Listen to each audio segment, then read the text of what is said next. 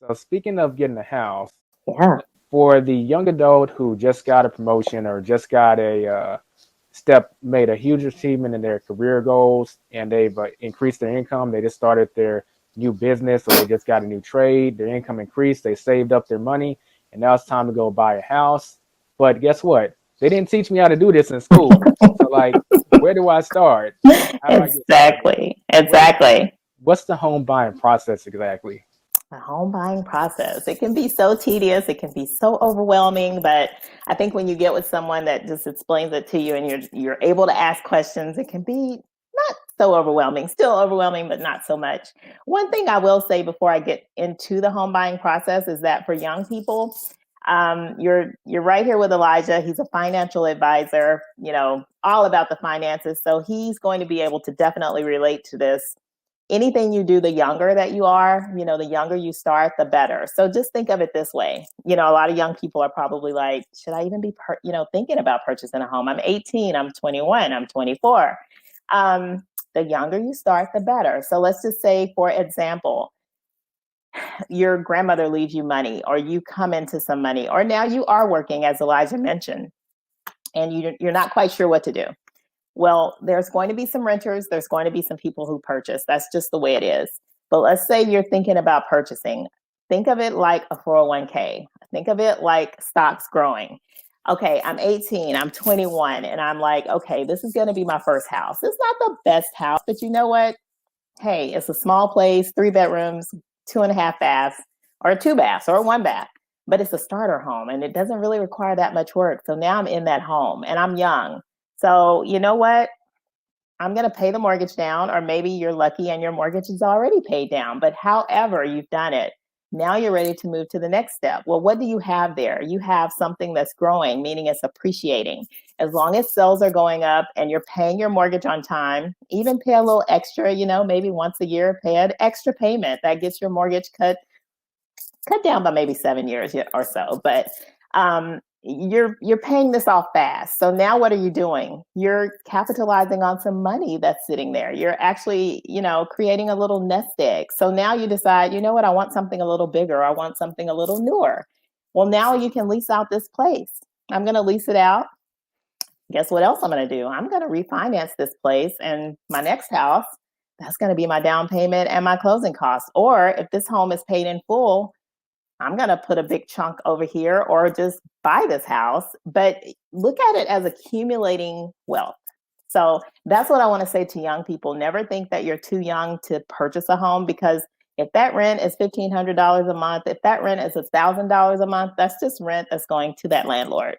Whereas you could be paying that into your monthly payment for your mortgage, and then you're now building a nest egg. And you can continue doing that until you have as many doors as you want, or you get into a market like this where, hey, I bought this house 3, 4, or 5 years ago, and now I can sell it for almost double, so I want young people to think of it that way. Okay. So think of it as, I'm building a nest egg for my family, for myself and for my family, and I will not be young all of the time. So that's my tip to the youngsters. If you're interested in purchasing, do that and look at it as a way of wealth building, not just a place to live. It's Yeah. interesting you say that because a lot of financial information is out nowadays. So Mm-hmm. you got two sides, and both sides are valid.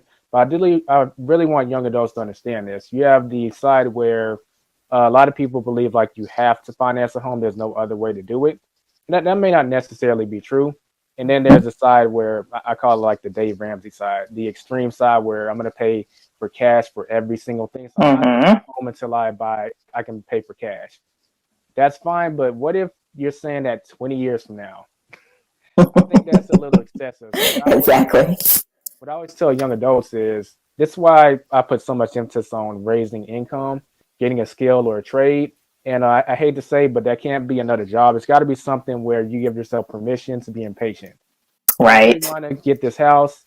Let me put energy towards my trade and start stocking up money. Mm-hmm. And if you're gonna save up to have a house paid for in cash, at the very least, give yourself like a maximum of 5 years. Like, okay, I'm gonna really buckle down and do my hardest to save up to buy a house in cash. But if 5 years comes and you still manage to do it, at that point, life has pushed back a little too much. Go ahead and get into your house but you're going to have a pretty sizable down payment. So that mortgage is not going to be too much if you Right. follow those steps. Exactly. That's a good balance between the two. Mhm. But on the same token, if you do finance a home, you got to remember this is also increasing your net worth and you're building equity in the home. So take all that into consideration. Don't go to full, I have to buy a cash route. There are two sides of the same coin. Look at both of them. And if you're going to do the cash route, don't prolong it more than 5 years because at that point, it's like you want to enjoy it while you're young. Come on. Right. You really do. And sometimes you may not want to put, all of your cash into it. So I like your idea there in terms of, give yourself some time. So yeah. But that would be my tip as well. And I like the points that you mentioned. That is so true. When it comes to closing costs, Mm-hmm. some people say if you're paying with cash, that'll actually reduce your closing costs. Is that true?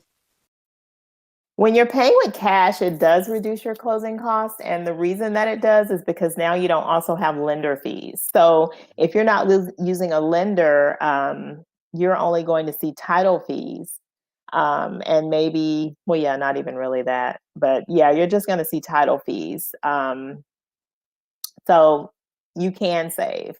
And another way you can save is time. You're able to get in your house a lot quicker. So you can close like tomorrow. Well, whenever the title company says they have the paperwork ready for you to close and sign, you can actually do that. So you do save because usually you're going to see lender fees, plus you're going to see title company fees, and you get to get rid of one of those. Yeah, so no lender fees. So you save some money. Okay. Mm-hmm. We're on the topic of buying a house in cash. What exactly is different about the house buying process if you do choose to buy in cash? Like, well, if you're going to Mm. buy in cash, you should do this instead of this, or you shouldn't do this. Like, is there anything different in the overall process? There is. So, in terms of purchasing a home and you're using a lender, we're asking for a pre approval.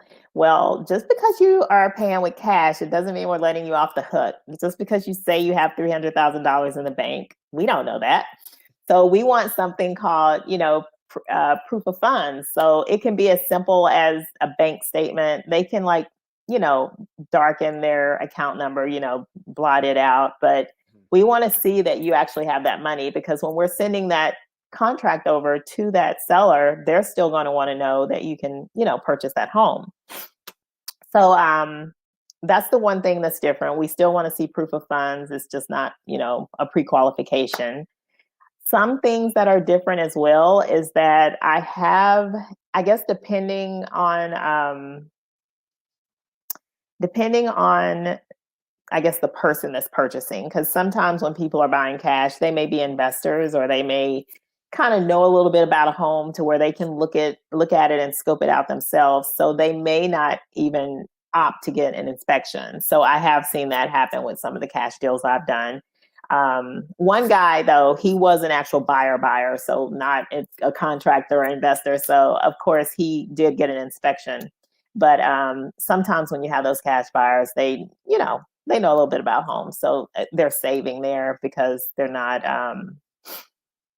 getting an inspection. And another thing that can sometimes happen is you may be able, to have a little bit of wiggle room to negotiate more.